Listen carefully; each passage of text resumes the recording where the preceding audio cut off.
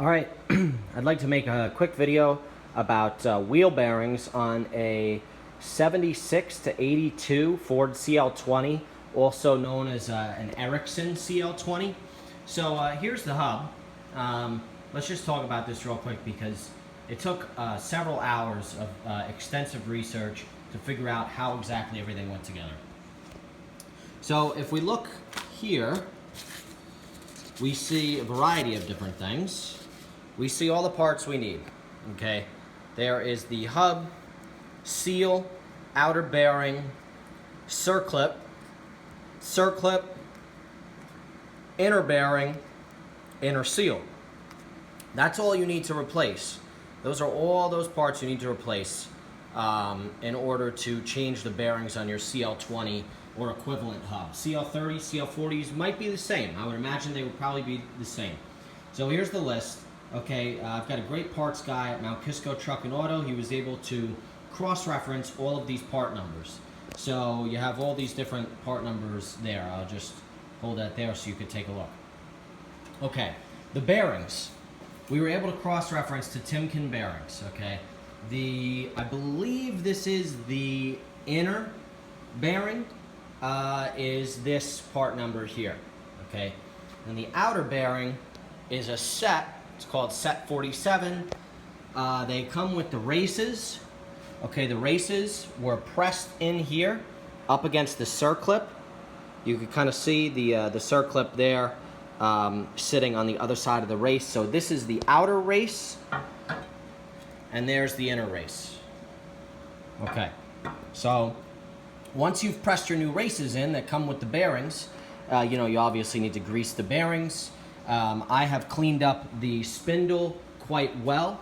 One bearing, let's see, the outer bearing sits there, the inner bearing sits there, and then the seal, one seal is going to sit here, the other seal is going to sit on the sprocket.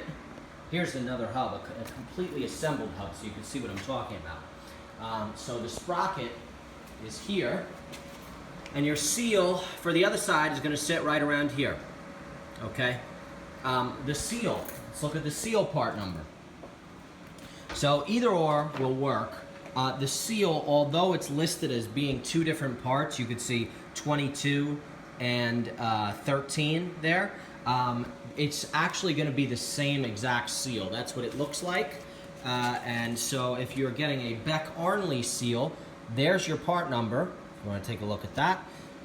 If you're going to use this other brand, CR Seals, that's what it looks like there. Now, this is an original cross-reference seal, and this is a matched-up seal. So this is cross-reference from the parts list here, directly from the New Holland website. By the way, you could find this diagram here and this list on newholland.com. You go to parts, and when you're searching for the machine, you're going to type in CL20. It's going to come up as an Ericsson CL20.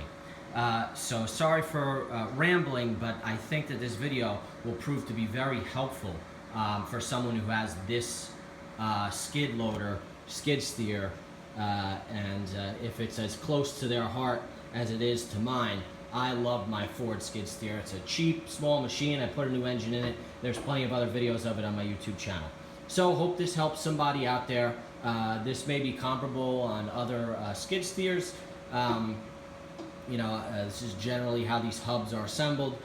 So thanks for watching. Please subscribe and check out my other videos. Thanks.